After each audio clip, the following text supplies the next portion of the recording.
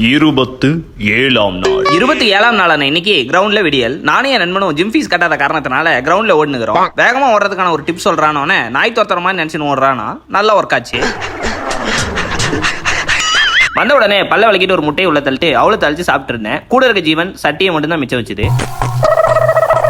Video எடுக்கலான்னு பார்த்தா light off பண்ணி விட்டுருச்சு. அப்புறம் வெளியே வந்து ஆஃபீஸ் கிளம்புற மாதிரி ஒரு வீடியோ எடுத்துட்டு ஆஃபீஸுக்கு வந்துட்டேன். நேற்று மிஸ் ஆன ப்ராடக்ட் எல்லாத்தையும் நீ கண்டுபிடிச்சலாம்னு சொல்லி எல்லாத்தையும் பரட்டி போட்டு பார்த்துன்னு இருந்தேன். ஆனால் அது கிடைக்கவே இல்லை. கண்டிப்பாக அதை கண்டுபிடிச்சிடும் நண்பர்களே. மதிய உணவுக்கு முட்டை சாப்பாடு அது கூட பொரியலை போட்டு சாப்பிட்டு டெபாசிட் பண்ணுறதுக்காக ஏடிஎம்க்கு கிளம்பிட்டேன். டெபாசிட் பண்ணிட்டு திரும்ப வரும்போது 2 வாழைப்பழமும் ஒரு தயிரும் கையில் மாட்டிச்சு. அது ரெண்டையும் உள்ள தள்ளிட்டு இன்னைக்கான தண்ணியை அளவு சமன் செஞ்சுட்டு ஸ்டாக் எல்லாத்தையும் செக் பண்ணியிருந்தேன். அப்போதான் ஒரு அற்புதமான விஷயம் மாட்டிச்சு நண்பர்களே. ஒரே வாட்டர் கேனில் 3 வாட்டர் கேன் இருந்துச்சு. அதாவது ஒரே கல்ல 3 மாங்காய் மாதிரி.